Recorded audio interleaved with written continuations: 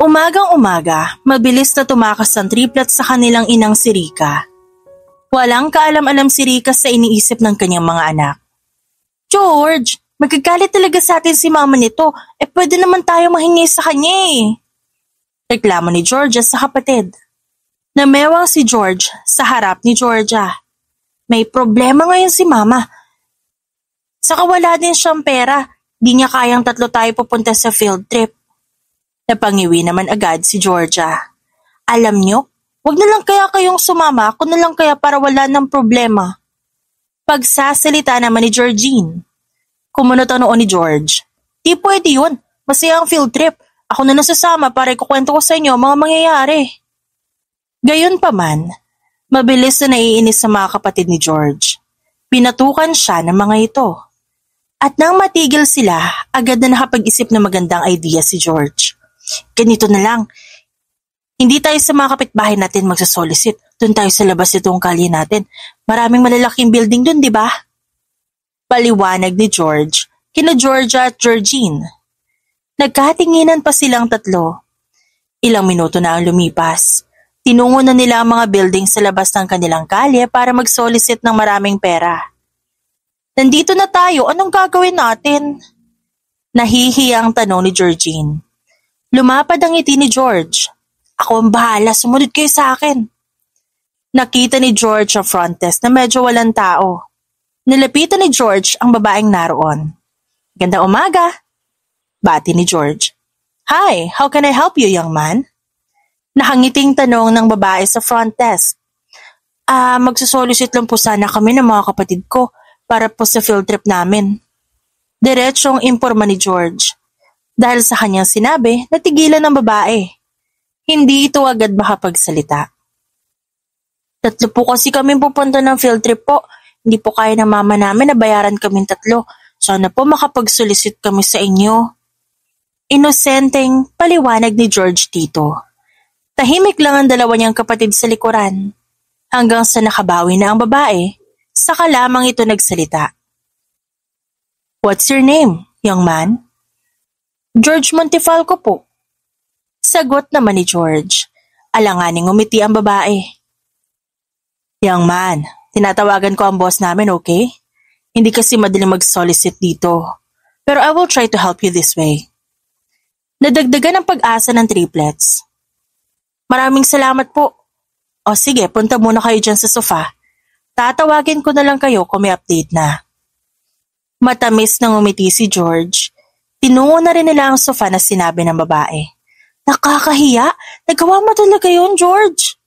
Reklamo ni Georgine habang naghihintay sila. Huwag na nga kayo magreklamo.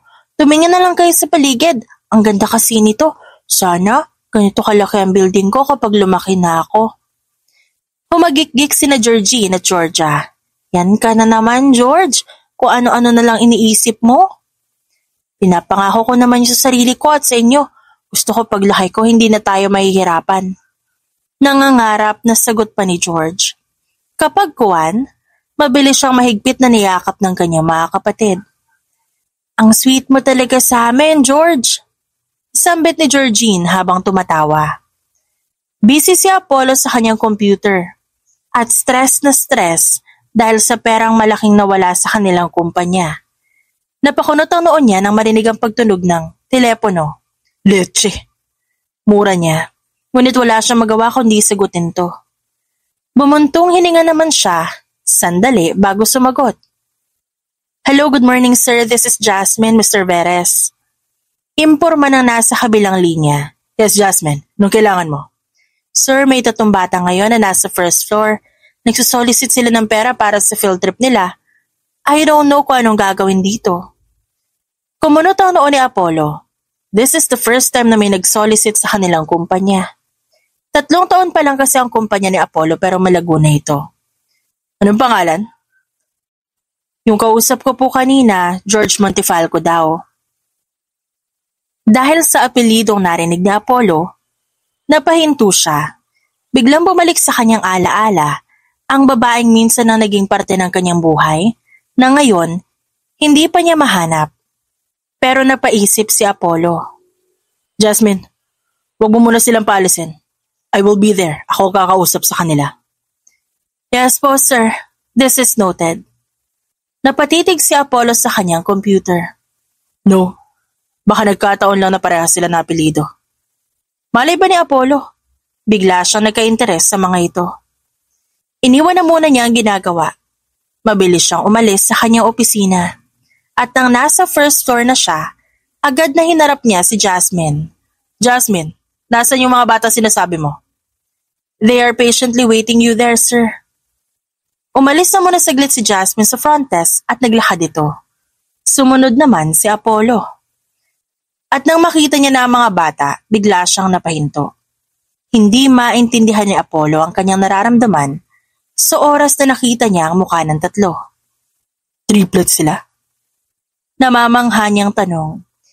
Hindi niya alam kung bakit sa puntong yon gusto niyang makilala ang mga ito. Yan din po yung kinatutuwa ko. Rare sa mga bata na maging triplets. Namamangha din na sabi ni Jasmine. Lumapad ang ngiti ni Apollo lalo na nang napatingin sa kanya ang mga ito. Hello, children? Mahinahon niyang bate sa tatlong bata. Gandang umaga po. Hindi alam ni Apollo kung bakit. Kakaiba ang kanyang nararamdaman sa sandaling yon.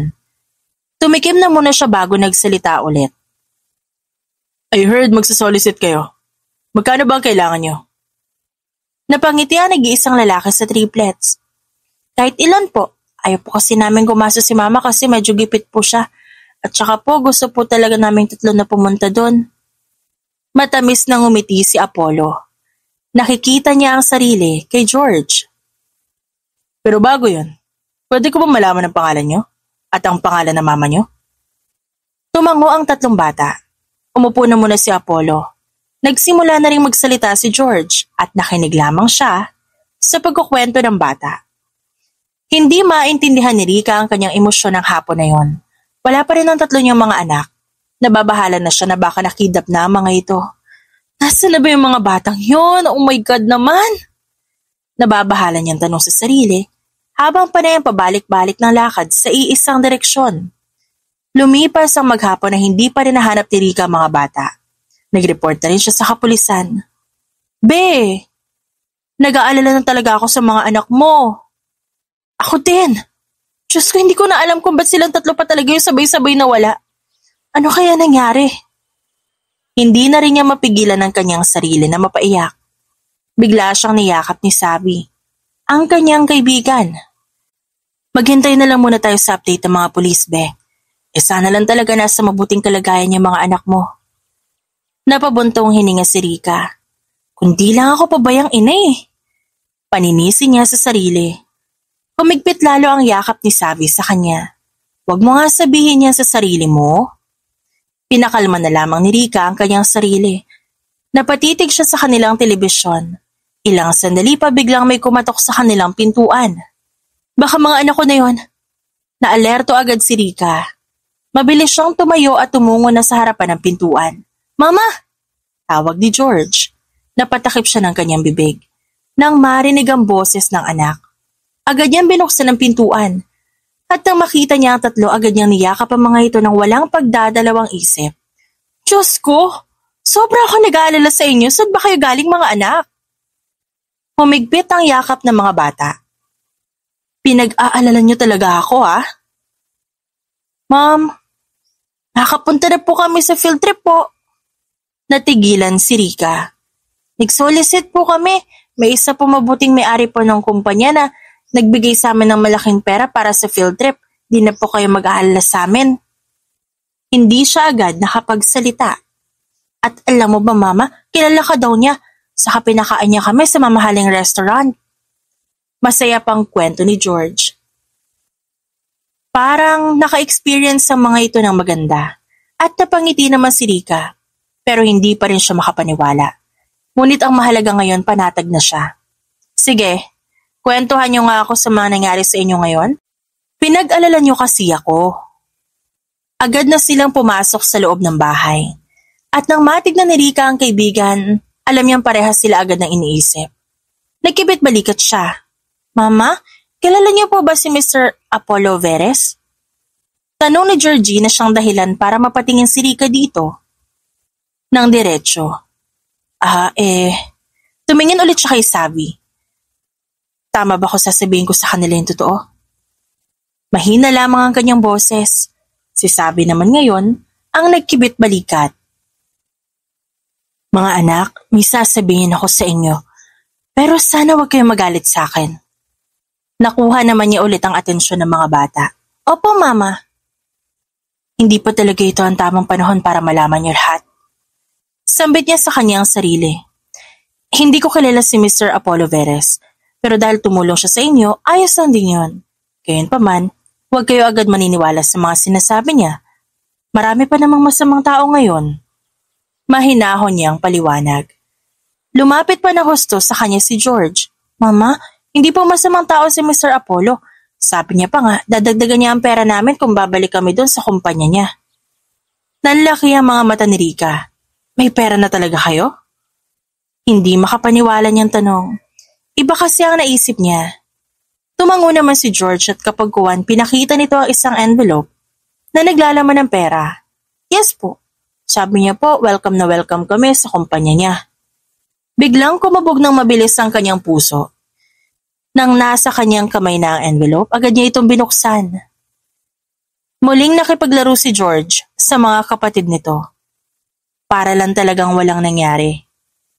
Sav, sa tingin mo ba coincidence lang to? Baka naman alam na ni Apollo ang tungkol sa mga bata, no?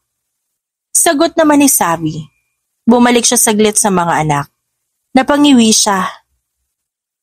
Kung alam man niya, wala na siguro ako magagawa pa. Pero hindi ko ibibigay sa kanya ang mga anak ko, Sav. Ako nagpalaki sa mga to. Paliwanag ni Rika na para bang hindi niya kayang makita ulit si Apollo. Paano kung darating talaga yung araw na kailangan din ni Apollo ang mga bata? I mean, nakikita natin sa social media ang mga balita tungkol sa kanya na hinahanap ang mga anak niya at ikaw. Naalala nga ni Rika ang tungkol doon. Hanggang kaya kong ilayo ang mga bata, gagawin ko. Giit pa niya dito. Hindi na sumagot si Savi. Muling bumaling ang atensyon ni Rika sa envelope at nang mabuksan niya ito napatakip siya ng bibig nang makita ang malaking halaga ng pera. Diyos ko? Napatingin sa kanya si Savi. Pinakita dito ang laman ng envelope. Isang tseke. At naglalaman yun na 1,000,000. Walang kaalam-alam ang mga anak nila sa dinala nilang pera sa bahay. Ang laki naman yan. Hindi na agad makapagsalita si Rika. Napatulala na lamang siya habang nakatingin sa mga bata. Masaya si Apollo sa kanyang nalaman. Akala ni Apollo hindi niya na muling makikita ang babaeng matagal niya nang hinahanap. Boss, kumpirmado na po ang impormasyon. Imporma ni James sa kanya. Nakahinga ng maluwag si Apollo nang marinig yon. Tumingin siya sa cellphone niyang nakikita ang litrato nilang dalawa ni Rika nung magkasama pa sila. Di ko sasayangan ang pagkakataong to. You will be mine again, Rika. I will make sure that we can be together again with our triplets. Kapag kuwan ay tumingin siya kay James. Boss, sabihin mo lang sa akin kung ano pa ipapagawa mo. Tumango naman siya dito. Maaari ka na lumabas, James. Tatawagan na lang kita kapag may papagawa ako. Nagbawa sa kanya si James. Nagpaalam na rin to sa kanya. Nang mag-isa na lamang si Apollo, tiningnan naman niya ang litrato nilang apat. Mabuti naman. At sobrang bait ang mga anak ko. Sambit niya habang nakatingin sa litrato niya at ng mga bata. Hindi na siya nagsayang ng pagkakataon na magkaroon sila ng litrato. Makakapiling ko rin kayo balang araw. Babawi ako sa inyo at sumama niyo. I will spoil you all. Malambing niyang banggit habang nakangiti. Hindi talaga makapaniwala si Apollo na nangyayari ito ngayon. Matagal niya nang pinagdarasal na makita ang mga bata at si Rika. Hindi niya alam kung bakit ngayon lang ang mga ito nagpakita sa kanya. Ba't kaya hindi ko man lang sila mabalitaan sa social media? Tanong na naman niya sa sarili. Sa isip niya, talaga nga sigurong nasaktan si Rika noon kaya itinago nito ang lahat. Napabuntong hininga na lamang si Apollo. Malaki kasi ang kanyang kasalanan noon kay Rika. Sana mapatawad mo ako, Rika. Babawi ako. Tumayo na si Apollo para umalis sa kanyang opisina dahil may meeting pa siya. 1 linggo ang mabilis na lumipas. Nag-alala si Rika sa mga bagay na nangyayari. May nabasa na naman kasi siyang artikulo na dahilan para mas lalo siyang kabahan. Saan punta mo ngayon, be? Ngumiti siya dito ng bahagya. Magtatrabaho ako. Natigilan si Savi. Di ba virtual assistant ka? Wala na. Wala pa ako mahanap na bagong kliyente eh. O siya, ako na muna bahala sa mga anak mo. Wala ka bang gagawin ngayon? Tumango ng walang pag-aalinlangan si Savi. Umalis ka na, baka malate ka pa sa pag-a-apply mo niyan. Nagpaalam muna si Rika sa mga bata. Humalik siya sa mga ito at yumakap din siya kay Savi. Salamat talaga be, babawi ako sa iyo ah.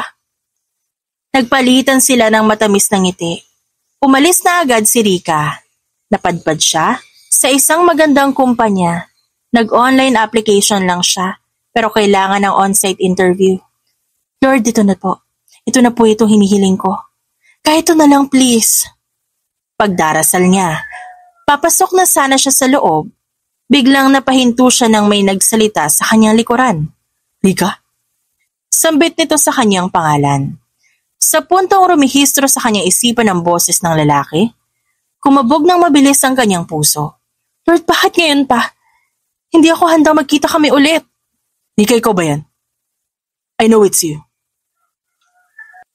Mas lalong kumabog ang kanyang puso. Alam na alam niya kung kaninong boses yon. Hindi siya maaaring magkamali. I'm glad we meet again. Hindi alam ni Rika na ganito ang mangyayari. Gusto niyang tumakbo papalayo sa lalaking ito, pero hindi magawa ng kanyang katawan. Unti-unti na rin niyang nilingon ito. Apollo? Bumalik sa alaala ni Rika ang binigay nitong pera para sa kanyang mga anak. Nang magkatinginan sila sa isa't isa, hindi maiwasan ni Rika na mapailing. Ngunit hindi niya mailayo ang kanyang paningin. Kumusta ka na, Rika? I've never heard about you for so many years. Sa puntong ito, nanuyo ang kanyang lalamunan. Kitang-kita niya na gusto siyang tanungin ito sa mga bagay-bagay. Kundi siya aalis ngayon baka kung ano pa mangyari. Ayos na ako, Apollo. Hindi ka na dapat nakikipag-usap sa akin. Pero hindi nawala ang ngiti ni Apollo kahit na diretsyahan siya kung magsalita. Hindi ka pa rin nagbago, Rika. Natigilan na naman siya. Alam niyang dapat siyang umalis agad. She felt like it is a trap. Aalis na ako. May interview pa ako. Hahakbang na sana siya nang bigla siyang hawakan ni Apollo sa braso. Natigilan siya at tinignan niya ang kamay nitong nakahawak sa kanyang braso. Hanggang ngayon ba galit ka pa rin sa akin? Wala sa isip ni Rika na maitatanong yun sa kanya ni Apollo at hindi niya alam kung dapat pa ba niyang sagutin ito. Tiwan mo ko. I'm sorry. I'm sorry for what I've done to you. Nakatalikod na siya kay Apollo. Ipinikit niya ng mariin ang kanyang mga mata at nakagat ang kanyang labi. Naaalala na naman ni Rika ang ginawa ni Apollo sa kanya noon. Mga bagay na pilit niyang kinakalimutan pero hindi talaga mawala sa kanyang isipan. Ang kasalanan ay kasalanan, Apollo. Hanggang ngayon sariwa pa rin sa akin ang mga nagawa mo sa akin. Paliwanag niya dito na nahihirapang huminga. Hinanap ko kayo, Rika. Matagal ako naghanap para bumawi ako. Alam ko na malaki ang kasalanan ko sa iyo. Pero gusto ko makabawi sa lahat-lahat. Ani Apollo sa kanya. She did not want it. Tumulo na lamang ang luha sa kanyang mga mata. Bakit ba sila nagtagpo pa? Para sa kanya ang malas niya ngayong araw. Hanggang sa palihim siyang nagpunas ng luha. Wala ka ng dahilan para bumawi. Layuan mo na lang kami. Bago pa man niya marinig ang isasagot ni Apollo, mabilis na siyang humakbang palayo dito. Ngunit habang patuloy siya sa paglalakad, narinig niyang nagsalita ang lalaki. Mahal pa rin kita, Rika. It's just during that time may mali lang ako nagawa sa'yo. Muli siyang napahinto pero mabilis siyang nakarecover. Nagmamadali siyang umalis. Iniwan niya agad ang lalaki. Mabilis na natanggap si Rika sa trabaho. Bumili siya ng konting pagkain para sa kanilang salo-salo. Ngunit di niya mapigilan ang sarili na isipin ang tagpo nila ni Apollo kanina. Tita Sav, si George! Sigaw ni Georgine. Dahil sa sigaw na yon, mabilis na pumasok ng bahay si Rika. Nadatnan niya ang triplets na nasa salas at nag-aaway ang mga ito. Ano nangyari? Tanong ni Savvy. Mabilis itong napatingin sa kanya. Galing ito sa kusina. George, ano nangyari dito? Ba't umiiyak si Georgine? Wala agad sumagot kay Rika. Nagkatinginan lang silang dalawa ni Savvy. Nasa kusina ako nang biglang may sumigaw. Ngumiti si Rika kay Savvy para sabihing ayos lang. Ano ba ang dahilan ng pag-aaway ninyong tatlo? Ang dalawang babae niyang anak tinuro si George. Nangiti si Rika at tumingin sa anak. George, sweetheart, sabihin mo sa akin ano nangyari. Tumingin naman sa kanya ang bata. Kasi po hindi po sila sasama sa akin. Sabi kasi ni Mr. Apollo na pupuntahan namin siya kasi ipapasyal niya kami. Talagang natigilan si Rika. Hindi niya akalain na sa araw na to ang daming mangyayaring hindi niya alam kung dapat ba niyang paniwalaan agad. Ano? Sinabihan po kami ni Mr. Apollo na ipapasyal niya kami.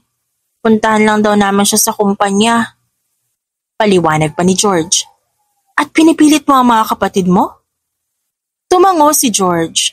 Napabuntong hininga si Rika nang makumpirmang hindi ito nagsasabi ng kasinungalingan. Bawal kayong umalis, George. Hindi niyo kilala si Mr. Apollo.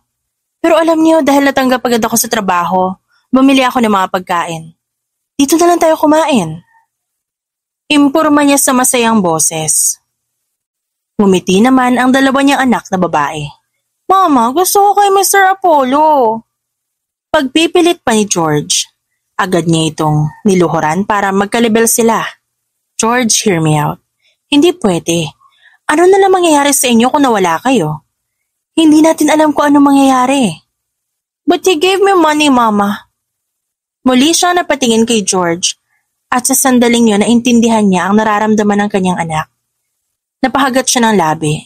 Gusto lang nito mag-enjoy dahil hindi pa kayang bilhan ng kung ano-ano ni Rika ang mga bata. I know, George. Pero naman, sana maintindihan mo si Mama. Delikado ang ibang tao ngayon. Yumuko lang si George.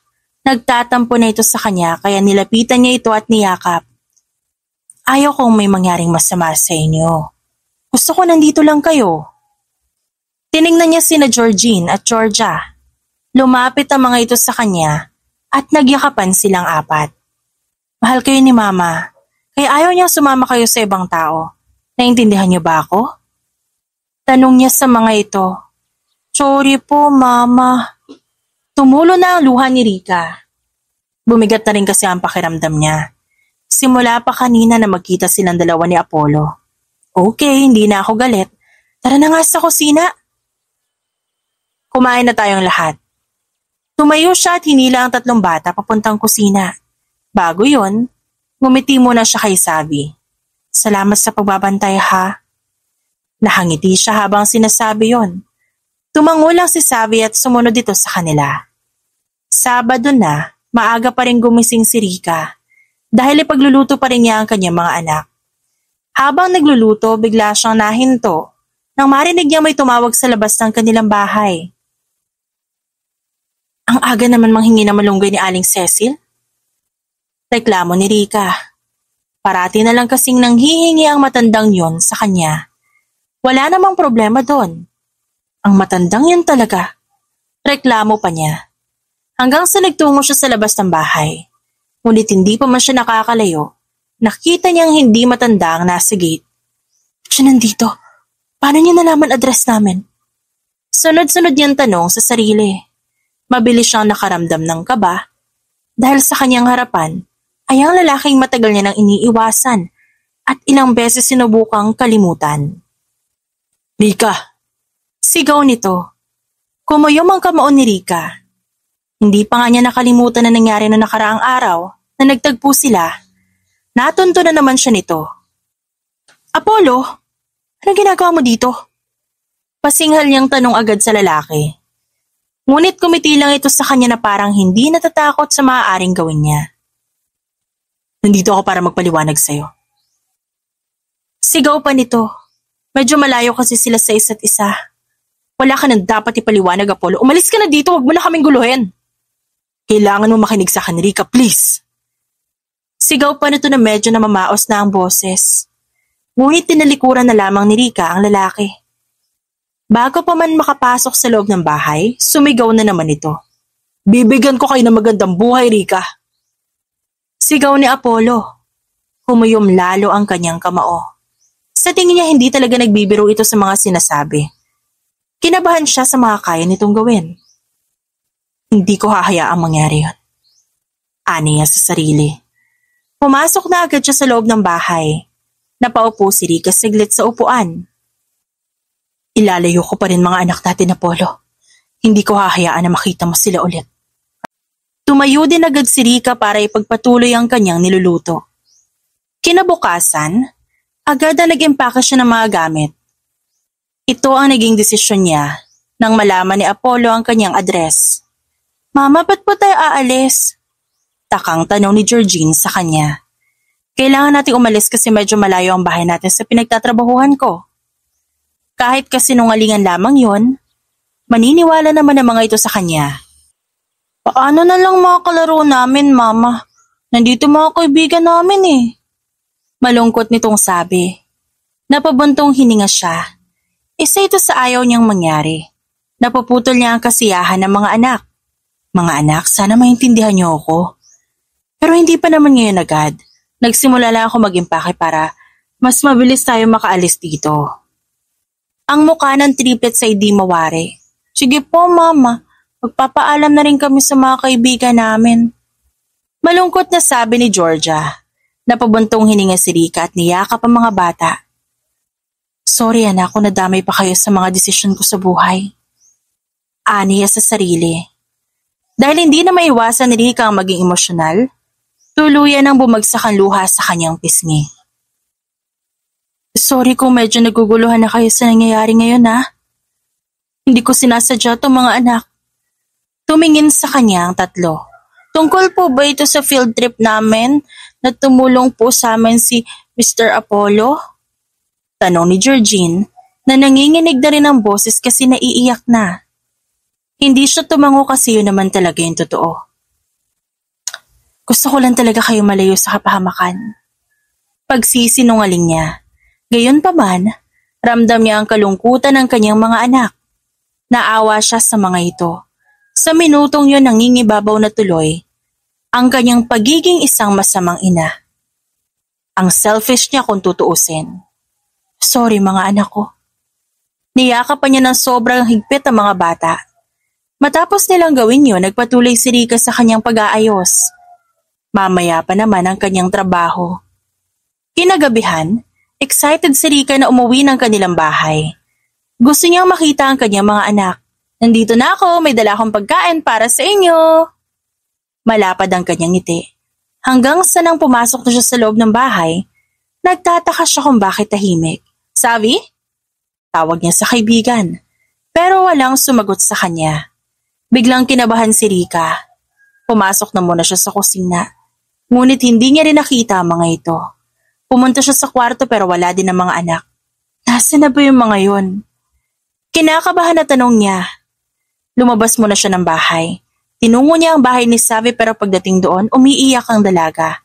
Savi, ba't ka umiiyak? Nasaan ang mga anak ko? Be, hindi ko alam kung ano nangyari. Nagluto lang ako sa kusina niya pagbalik ko sa salas para tawagin yung mga anak mo, wala na sila. Hindi ko sila mahanap, pumunta na ako sa kali at kapulisan pero wala talaga. Dahil sa mga sinabi ni Savi, tila natuod si Rika. Sa puntong yun, hindi niya alam kung ano ang kanyang gagawin. Totoo ba mga sinasabi mo, Be? Totoo ba yan? Baka naman pinaprank mo lang ako, ah. Paninigurado niya. Tumango sa kanya si Savi nang walang pag-aalinlangan. Hanggang sa tumulo na lang ang luha niya. Pero hindi siya susuko. Hindi ko sinasadya, Be. Kasalanan ko talaga na biglang nawala yung mga anak mo eh. Sana mas binantayan ko sila ng todo. Nagpunas ng luha si Rika. Nilapitan niya si Savi at niyakap ito agad. Wala kang kasalanan, Be.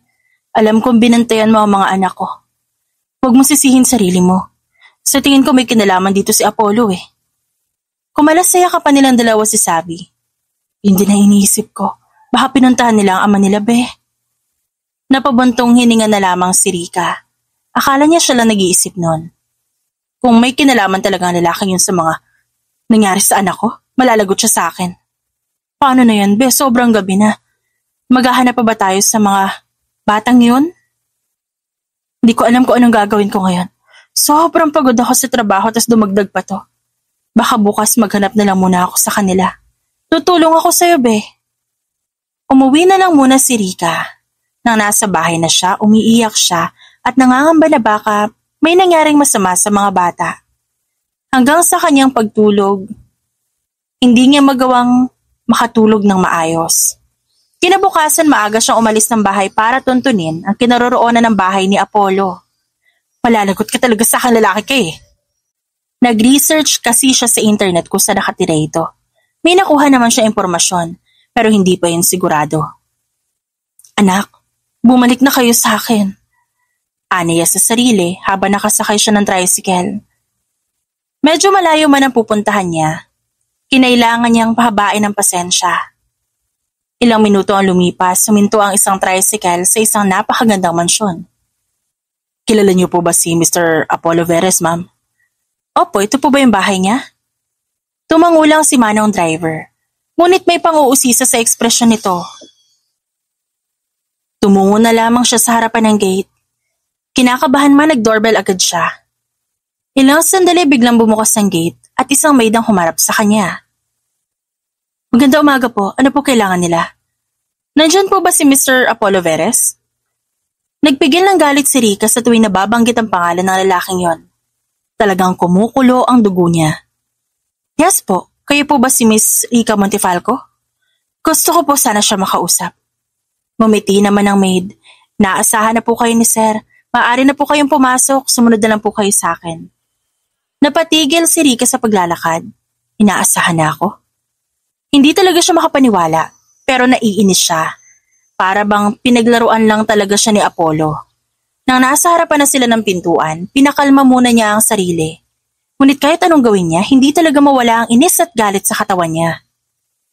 Sumunod naman siya ulit sa maid nang pumasok na ito. Hanggang sa nakita niya ang kabuuan ng sala, doon siya napanganga. Nasa kusina po sila. Mas lalong nakaramdam ng pangamba si Rika sa maaari niyang madatnan. Nang marating na nila ang kusina, natigilan siya sa nakita. Sobrang saya ng kanyang mga anak at ganoon din si Apollo. Hindi niya mawari kung anong mararamdaman sa mga sandaling yon. Sir, nandito na po si Ma'am Rika. Agad na tumingin sa kanilang direksyon si Apollo at ang triplets. Rika. Sa minutong yon, agad tumulo ang luha ni Rika.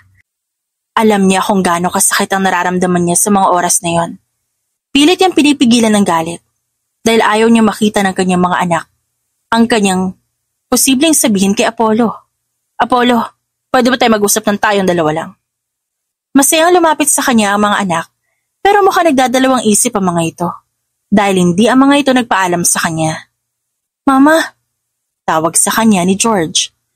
Tumingin siya saglit dito. Nakita ng kanyang anak ang malungkot na ekspresyon niya. Mag-uusap lang kami. Bumalik naman si George sa kinauupuan nito. Bumalik ang tingin niya kay Apollo. Hindi ko gusto ang ginagawa mo ngayon, Apollo. Don't use my children against me. Asik ni Rika sa pabulong na boses. Sasagot na sana si Apollo nang tumalikod si Rika. Gusto niyang sumunod dito sa labas ng bahay at nang makarating sila doon, saka unang nagsalita si Apollo. I'm not using them against you. They need their father. Kitang-kita ko sa mata nila kung gaano sila kalungkot. Kumunot ang noon ni Rika ng todo. Naririnig mo ba mga sinasabi mo, Apollo? As if gusto mo ipalabas na isa akong walang kwentang ina. San ka ba nung iniwan mo ako habang nasa katawan ko pa yung triplets? Dahil sa huling sinabi ni Rika, natigilan si Apollo. Nasaan ka nung kailangan kita ng sobra, Apollo? Sagutin mo ako! Napaawang ang bibig ng lalaki. Alam ni Rika na hindi nito ina-expect ang sasabihin niya. I'm really sorry for what I've done to you. Ang dami ko rason para gawin ang bagay na yun. Hindi pa ako handang sabihin yun sa'yo noon kasi natatakot ako. Napasinghap si Rika.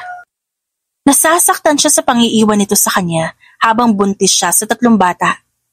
Kaya wala ka ng karapatan sa mga anak ko, Apollo. Stay away from them. Sobrang galit talaga siya sa lalaki. Hinding-hindi niya makakalimutan ang masakit na ginawa nito. May karapatan ako kahit iniwan kita nun. My blood run through their veins too. Natameme si Rika. Parang nawawala ng laway sa kanyang lalamunan. Malaki man naging kasalanan ko, Rika. Pinagsisisihan ko ang mga yan. Kaya ngayon, hayaan mo naman akong bumawi. Gusto ko iparamdam ulit sa'yo na mahal kita, Rika. Gusto kong malaman mong nagsisisi ako sa nagawa ko. Sabi ko nga diba, wala ka ng karapatan. Tanging sagot ni Rika, ngunit para bang hindi yun ang gusto niyang sabihin. Napahilamos ng mukha si Apollo. This is not just about the two of us, Rika. Ginagawa ko to kasi gusto ko makabawi sa mga anak ko. Kung di mo man ako kayang patawarin, kahit bigyan mo lang ako ng karapatan bilang maging ama nila, I can't give you what you want, Apollo. Kung ipipilit mo pa to, idedemanda kita ng kidnapping sa mga anak ko. Anak ko rin sila, Rika. Bahagya niyang naipikit ang kanyang mga mata. Nang idilat niya yon, agad siyang napatingin sa direksyon kung nasaan ang kanyang 3 anak. Mama! Umiiyak ang mga ito. Sa sandaling yon, alam niyang narinig nila ang sigaw ni Apollo. Dali-daling tumulo ang luha ni Rika. Hindi niya alam kung anong sasabihin sa mga bata. Tinawag niya ang mga ito isa-isa. Kailangan nilang malaman na anak ko sila. Ani Apollo. Tiningnan niya saglit si Apollo. Stop it, Apollo! Mama, totoo ba yung naririnig namin? Tanong ni Georgine na hindi pa rin nauubos ang luha. Nilapitan niya ang mga ito at lumuhod siya sa harap ng 3. Umuwi na tayo at ipapaliwanag ko lahat. Ngunit nagtinginan ng 3 sa isa't isa. Pero aalis po tayo, Mama. Ayaw ko pong iwan si Mr. Apollo dito. Ang sagot na yun ni Georgine, nagpayanig sa kanyang buong katawan. Bumaling ang tingin niya sa lalaki. Ano sinabi mo sa kanila? Ha? Ano sinabi mo? Wala akong ibang sinabi, Rika. Narinig lang nila tayo. Sinasabi ko sa'yo, Apollo, layuan mo kami. Kita ni Rika ang pag-aalala sa mukha ni Apollo. Bumaling ulit ang kanyang atensyon sa 3. Ang mga narinig niyo? Hindi yan totoo, okay? Walang sumagot sa kanya. Hindi kumbinsido ang 3 anak. Kailangan nila ng ama, Rika. Ani Apollo na parang inaasar lang siya. Shut up, Apollo! Hanggang sa hinila niya ang mga anak. Mama, hindi pa kami uuwi. Nag-enjoy pa kami dito. Bibilan kami ni Mr. Apollo ng damit mamaya. Reklamo ni Georgia. Napatigil si Rika. May karapatan naman talaga siyang ilayo ang mga anak niya kay Apollo. Ngunit habang tumatagal, naaawa na siya sa mga anak. Napahilot siya ng sentido. Hindi pwede mga anak. At least, di ba safe tayo pag umalis tayo dito? Alam niyo naman delikado, di ba? Ba't pa kayo pumunta pa dito? Giit niya sa mga bata. Sa isip ni Rika, kasalanan talaga ni Apollo ang lahat ng ito. Huwag kayo makinig sa lalaking yan, okay? Please lang, Apollo. Huwag mo nang lapitan ng mga anak ko. Idedemanda kita kapag nangyari yun ulit. Kitang-kita niya ang kalungkutan ni Apollo. Talagang nagsisisi ito sa lahat na nangyari. Hear me out, Rika. Patawarin mo ako sa kasalanan ko. Nagbago naman na ako. Nandito na ako para bumawi sa inyo eh. Nanlaki ang mata ni Rika nang bigla itong lumuhod sa kanyang harapan at yumuko din ito. Patawarin mo ako, Rika. This time hindi na kita sasaktan. Hindi na ako lalayo sa inyo. Paglalaban kita hanggang sa dulo ng walang hanggan. Please! Para yung isang malaking pangako na hindi nito bubuwagin pa. But she made up her mind. Hindi mo ako madadaan sa paluhod-luhod mo, Apollo. Naiwan si Apollo na sobrang nasaktan sa ginawa ng babae. Hindi mo ba ako mapapatawad, Rika? Huling tanong ni Apollo bago tuluyang umalis si Rika, dala ang mga anak. Wala siyang narinig na kahit anong sagot. Tumayo na si Apollo at tinigdan ang pag-alis ng mga ito. I'm sorry, Rika. Nagbago na nga siguro ang panahon, pero hindi pa rin kita titigilan. Nagpuna siya ng luha at nang makapasok siya sa bahay, agad siyang tumawag kay James, ang kanyang private investigator. Mag-imbestiga ka rin kay Rika. Continue it. Di ko hahayaang hindi siya mabalik sa akin. Sabihin mo lang sa akin kung saan lugar siya pupunta kasama mga anak namin. Noted po lahat, Mr. Veres. I will update you as soon as possible.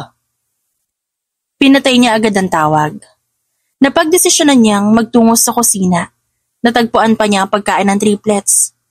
Napalunok na lang siya sa sobrang pait na mga nangyayari sa buhay niya. Ba't ko ba kasi ginawa yun? Heto ako nagsisisi na. Napaupo na lamang siya doon. Inaalala niya ang konting oras na nakasama niya ang mga anak. I miss them already. Ilang sandali ang lumipas biglang sumulpot si Mary na isa sa mga maid niya. Sir, linisin ko na po ba lahat to? Ako na magliligpit dito. Umalis agad si Mary. Gusto lang ni Apollo na maramdaman na ipinagliligpit ang kanyang mga anak kahit wala na ang mga ito. Sana mas nagampanan ko ang pagiging ama niyo. Aniya sa sarili. Inaalala ang masasayang memories na kasama niya ang mga ito sa sandaling panahon. Hanggang sa hindi niya napigilan ang pag-iyak. At pinangako niya sa sarili, kukunin niya ang mga ito kasama si Rika. Hindi alam ni Rika kung tama pa ba itong ginagawa niya. Inilayo niya ang mga anak sa totoong ama ng mga ito. Be, sa tingin mo ba tama itong ginagawa ko? Isang linggo na ang nakalipas. Sadyang hindi pa rin siya makapaniwala sa mga nangyayari. Payong kaibigan lang, be ha. Gusto ko makitang masaya. Yung mga anak mo pati na rin ikaw. I know you've been in a very difficult situation because of him. Sa tingin ko rin kasi ito na yung tamang panahon para makinig ka kay Apollo. Gusto ko itang maging masaya, syempre. Paliwanag ni Savvy. Napubuntong hininga na lang siya at naitigil ang pagtutupi ng mga damit. Paano kung saktan niya ako ulit? Paano kung iiwan niya na naman kami? What if this time totoo naman talaga? I can say it too na hindi ka masasaktan kasi pare-pareho lang yung mga lalaki dyan. Pero sa nakikita ko, mukhang nagsisi naman na si Apollo. Napangiti si Rika. Sa tingin niya kasi, nagbago na rin talaga ito. Sadyang nagkaroon na ito ng kasalanan sa kanya noon. Narealize ko lang kasi, sobrang lungkot ng mga bata. Gusto ko rin na may kilalanin silang ama. Gusto kong lumaki sila na may buong pamilya. Ngumiti ng simple si Savvy. Gano'n naman talaga, di ba? Kung mabigat pa rin sa'yo ang patawarin si Apollo, nasa iyo na rin yon. But I want you to give him a chance, be. Tignan mo na lang magiging resulta. Thank you for being with me this whole time, be. Kung wala ka, hindi ko alam kung ano mangyayari sa akin. At nagyakapan silang dalawa. Nang matapos silang mag-empake, agad silang tumayo. George? Georgine? Georgia? Malungkot na lumingon sa kanya ang triplets. Kaya napabuntong hininga siya. Di na tayo aalis, okay? Mabilis niyang niyakap ang mga bata. Tumulo na ang kanyang luha sa mata. I'm sorry kung inilalayo ko kayo sa tunay niyong ama. Hindi nakapagsalita ang mga anak ni Rika. Sa sandaling yon, natagpuan nila ang sarili na gumaan ng pakiramdam at tila ba nabunutan sila ng isang malaking problema. I promise to you, magiging masaya na kayo. Humigpit naman ang yakap ng kanyang mga anak. Alam niya simula sa sandaling yon magiging maayos na ang lahat. Habang busy si Apollo sa kanyang computer at mga papeles, nabulabog siya ng tawag ni Jasmine. Ano na naman kaya to? Hanggang sa masagot niya ito, agad nagsalita ang babae. Sir, may babaeng naghahanap po sa inyo ngayon. Rika Montefalco daw po. Dahil sa kanyang narinig, agad siyang napatayo. Biglang kumabog ang kanyang dibdib sa sobrang kaba. Sabihin mo papunta na ako. Paghintayin mo sa waiting area. Noted po, sir. Hanggang sa natapos na ang tawag, umalis na sa opisina si Apollo at dali-daling nagtungo sa first floor. At nang nasa harapan niya si Rika, napatigil siya. Kailangan natin mag-usap. Napangiti si Apollo. Naramdaman niya kasi na may kakaiba sa ekspresyon ng mukha ni Rika. Tungkol saan bang pag-uusapan natin, Rika? Tungkol sa mga anak natin. Bakit? Ilalayo mo na ba talaga ang mga anak mo? Nakagat ni Rika ang pang-ibabang labi. Gusto ko lang sabihin sa'yo na kailangan ka nila. I want you to be their father. Sa puntong yun, kumalas sa labi ni Apollo ang bakas ng kasiyahan. Talaga, Rika? Tumango naman ang babae. Sorry kung naging matigas ang ulo ko. Sorry kung naipagkait ko sila sa'yo. Ngunit kahit pinapayagan na kita maging ama sa mga anak ko, hindi ibig sabihin kailangan mo rin lumapit sa akin. Natameme si Apollo sa kanyang narinig. Sa isip niya gusto niyang bumawi sa taong mahal niya. Gusto niyang iparamdam dito ang tunay niyang pagmamahal na hanggang ngayon meron pa din. Pero gusto kong bumawi sa'yo, Rika.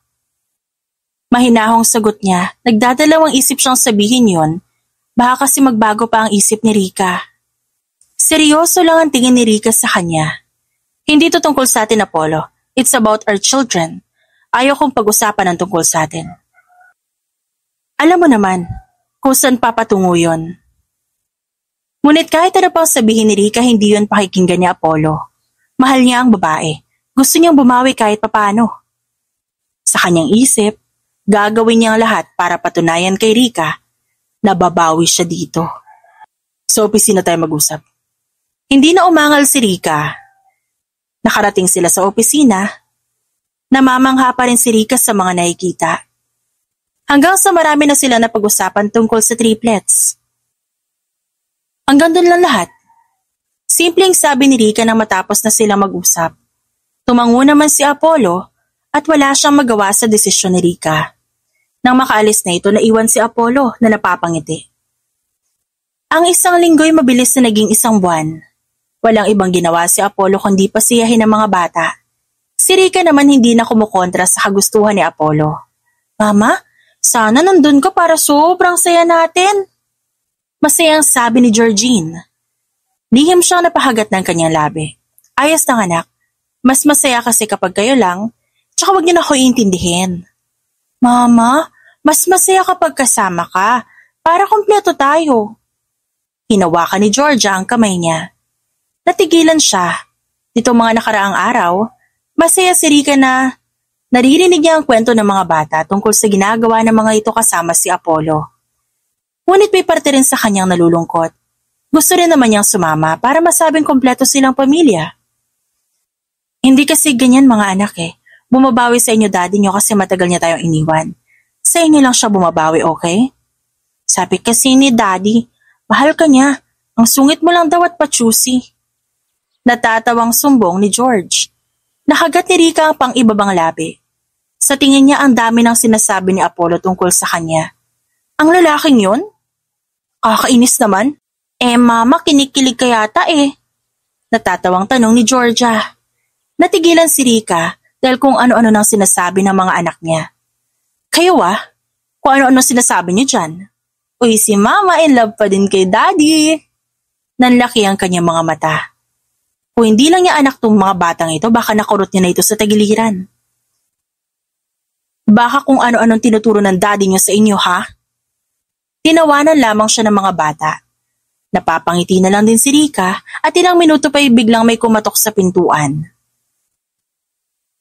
May pupuntahan na naman ba kayo ngayon? Malapad nang umiti si George sa kanya. Lumingon si George sa mga kapatid. Wala naman po, baka may bisita po tayo, Mama. Kumunot ang kanyang noo dahil wala naman siyang inaasahang bisita ngayon. Nagpatuloy ang pagkatok. Sino yan? Sa isip niya baka si Savi. Ilang araw na rin kasi itong hindi bumibisita. At mahilig ding mag-surprise visit yon. Pinagbuksan na lamang niya ito ng pinto. Ngunit sa pagbukas niya, natigilan siya sa nakita. Ay, hinagod niya ng tingin ang kabuuan ni Apollo. Gwapong-gwapo ito sa suot na long sleeve at short. Kukunin mo ba mga anak mo? Ngumiti lang si Apollo. Sila lang ba pwede kong bisitahin? Biglang kumabog ng mabilis ang puso ni Rika. Hindi niya maintindihan kung ba't ganun ang nararamdaman niya. Kung kukunin mo sila, bilisan mo na lang. Hindi niya alam pero sa minutong yon, pakiramdam niya hindi pa siya nakaka-move on. Mahal niya pa rin ang lalaking ito. Kaya imbis na makaramdam siya ng galit o inis, may kung anong hindi maipaliwanag na damdamin sa kanyang puso na pumapailan lang. Ikaw naman kasi ang gusto ko makita sa araw na to. Diretso ang sagot ni Apollo. Natahimik si Rika. Hindi niya alam kung bakit sa sandaling yon may kakaiba siyang nararamdaman. Ganun ba? Sorry, hindi ako pwede. Umalis ka na. Sa tingin niya hindi maniniwala sa kanya si Apollo. Hanggang sa may inilahad itong bulaklak sa kanyang harapan. Para sa'yo. Apollo, di ba napag-usapan na natin to? Tumango ang lalaki habang nakangiti pa rin. Ayaw mo ba? Ayaw ko makita ang mga anak lang natin na masaya. Gusto kong makita ka na nakangiti. Parang tumigil ang kanyang mundo. Paulit-ulit niyang iniisip na galit siya dito. Ngunit di niya maintindihan ang sarili niya ngayon. Itigil mo na tong kalokohan mo, Apollo ah. Wala nang pag-asang maibalik ang dati. Hindi ako titigil. Hanggat di ko nakukuha ang loob mo, Rika. I wanna be yours again. Gusto ko maging masaya tayo ulit. Honestly, ako masaya ako, Apollo ha. No offense man. Baka ikaw pa maging dahilan ng pagkalungkot ko. Tumingin si Apollo sa bulaklak na hawak nito. Ano, di mo ba kukunin to? Sayang naman. Napabuntong hininga si Rika at agad niyang kinuha ang bulaklak. Masaya ka na? Di mo ba ako papapasukin? Umalis ka na lang, Apollo, please. Naaalibadbaran talaga ako sa pagmumukha mo eh. Tumawa ng mahina si Apollo na siyang dahilan para mainis na talaga siya. Ano ba? Bumuntong hininga ang lalaki. I am being serious here, Rika. If you allow me to court you or give me a chance, I would do that. Gagawin ko lahat. Papatunayan ko sa'yo na ikaw lang ang taong mahal ko. Hindi na agad makapagsalita si Rika. Parang nanunuyo ang kanyang lalamunan. Ilang araw na rin kasing parating may magandang naririnig si Rika tungkol dito. Mga kwento ng kanyang anak pati na rin si Savi. Wala ka nang dapat pang patunayan, Apollo. Alright, kahit alam ko umiiyak ka gabi-gabi. Rerespetuhin ko na lang kagustuhan mo. Hindi makapaniwala si Rika na napatingin dito. Sino nagsabi sa'yo niyan? Alam ng mga anak natin, Rika. Sinabi ng mga anak mo sa akin ang problema mo. You don't need to hide it. Sabihin mo sa akin, nandito naman ako. Hindi na ako gaya ng dati na naging irresponsableng tao. I've changed. Sagutin mo nga ako, Apollo. Bakit ka pa ba bumalik? Bumalik ako para pasayahin ka. Bumalik ako para ibigay sa'yo ang bagay na hindi ko nagawa noon. Gusto kong bumawi sa mga kasalanan ko. You deserve to be happy. Hindi na kita sasaktan. Matagal ko kayong hinanap. Siguro sapat na rin yung sahan para sabihin ko sa'yo. Totoo ang mga ginagawa ko ngayon. Hinanap kita kasi alam kong nagkamali ako. Sobra ka nasaktan sa nangyari noon. Pinunasan ni Rika ang kanyang luha. Huwag mo na ako ulit sasaktan, Apollo. Ang kanyang sinabi ay isang pagsusumamo. Ngunit alam niyang isa yung hudyat na pinapayagan niya si Apollo. Isang hudyat na napatawad niya na ito. This time around, hindi na kita sasaktan. Ibibigay ko na sa iyo ang deserve mo. Kung di man maganda ang naging nakaraan natin, titiyakin ko ito ang simula ng magandang pagmamahala natin. Isang buwan na matuli na lumipas, sigurado na si Rika sa kanyang pagpapatawad at ang binibigay na assurance ni Apollo sa kanya. Mama! Sigaw ni Georgia sa labas. Hindi pa man natapos ni Rika, nagmadali na lamang siya. Teka lang, nag-aayos pa yung tao. Excited na kasi kami makita ka ni Daddy. Saad naman ni George. Nagpigil ng ngiti si Rika habang nakatanaw siya sa kanyang refleksyon sa malaking salamin. Sinabi kasi ni Apollo na magkakaroon daw sila ng date ngayon. Date lang naman to kaya nothing special. Sambit niya pero parang nagpipigil siya ng kilig. Sa loob na isang buwan, ngayon lang siya niyaya ni Apollo na mag-date sila. Nitong mga nakaraang linggo, pareho silang busy sa kung ano-ano. Nagbakasyon pa sila sa ibang bansa. Nang sa wakas natapos na siya, agad na siyang umalis ng kwarto. Sa sala, nakita niya agad si Apollo. Ganda mo naman. Bolero. Naghagik-gikan ang kanyang triplets. Ang sweet nila! Saad ni Georgine. Saan mo ba ako dadalhin? Di ba kasama ang mga bata? Mas masaya kung tayong dalawa lang. Muling naghagik-gikan ng mga bata. Tara na nga. Hahakbang na sana si Rika nang bigla siyang hinawakan ni Apollo sa kamay. Simula nang binigyan niya ito ng pagkakataon. Hindi ito nauubusan ng kaswitan sa sarili. Effort na effort ito sa kanya para makuha nito ang kanyang loob ulit. Hanggang sa hinila na siya ni Apollo palabas ng bahay. Hindi pa rin siya makapaniwala na ang bilis ng panahon. Noon galit na galit siya dito. Pero ngayon, pwede niya na itong mahalin pabalik. Ang ganda mo talaga ngayon. Binibiro mo lang ako talaga. Hindi ko alam pero inuuto mo ako. Tumawa ng mahina si Apollo. Totoo nga sinasabi ko. Maniwala ka naman sa akin. Natawa na lang si Rika. Kapag kuwan pinagbuksan na siya nito ng pintuan. Habang nasa biyahe sila tahimik lang ang dalawa. Naiisip din kasi ni Rika ang mga bagay na pinatutunayan sa kanya ni Apollo. Apollo, salamat. Para saan? Dito. I really appreciate your efforts. Sorry din kasi medyo naging matigas ako sa'yo. But I realized na may mali rin ako. Kinuha ni Apollo ang kanyang kamay. Hinaplos nito yon. Dapat ako magpasalamat sa'yo. You gave me a chance. Nagtiwala ka sa akin ulit. Dapat ako ang labis na magpasalamat sa'yo, Rika. Dapat magpasalamat tayo sa isa't isa. Napangiti na lang sila sa isa't isa. Hinalikan naman ni Apollo ang likuran ng kanyang palad. Nandito na tayo. Imporma ni Apollo nang nasa harapan na sila ng isang malaking restaurant. Wow, sa wakas makakapunta na ako dito. Mamahalin kasi ang restaurant na nasa harapan nila ngayon. Mga mayayamang tao lang talaga ang makakapasok. I rent this whole restaurant para wala iba makaabala sa ating dalawa. Really? Nirentahan mo to? Kung sa bagay, easy lang gawin yun ni Apollo. Sobrang mayaman kasi ang lalaki. Kaya imposibleng hindi nito yun magawa. Para sa'yo. Isang special na araw kasi ito, hindi mo ba naalala? Ano ba talaga meron ngayon? Magtatampo na talaga ako nito. Pilit inaalala ni Rika kung anong meron sa araw na yon. Hanggang sa dumapos sa kanyang isipan ang kanilang monthsary noon. Apollo? So you remembered? Ba't di mo agad sinabi sa akin? It's a surprise. Ikaw talaga, kailangan pa ba yon? Oo naman. Ibabalik natin ang monthsary natin. Uulitin ngunit. Hindi yan nagawa kong kasalanan. Ang corny mo na. Natatawang sita niya. Ngunit mabilis siyang hinila ni Apollo papasok sa restaurant. At nang makapasok sila, agad na silang inaasikaso.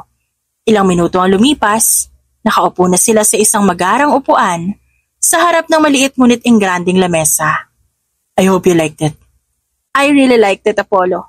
First time ko makapasok dito. Simula sa araw na ito, parati na kitang dadalhin sa mamahaling lugar. I will spoil you. Hindi alam ni Rika kung paano niya yung sasagutin hanggang sa kumain na sila. Sa loob na isang oras, maraming pakulo si Apollo.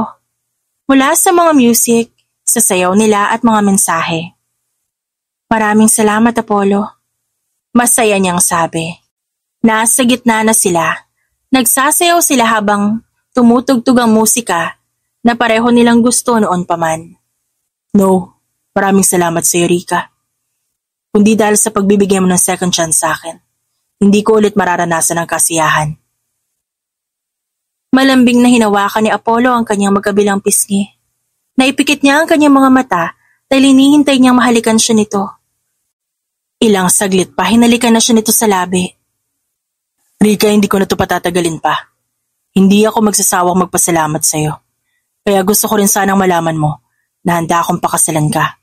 Handa akong ibigay sa iyo ang lahat. Anong ibig mo sabihin, Apollo? Hanggang sa biglang lumuhod ang lalaki ng walang pasabi.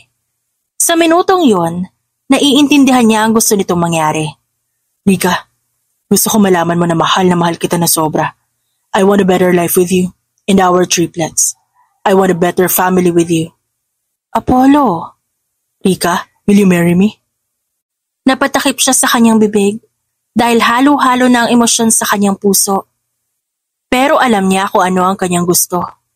Apollo, buong buhay ko matagal ko na tong hinihintay.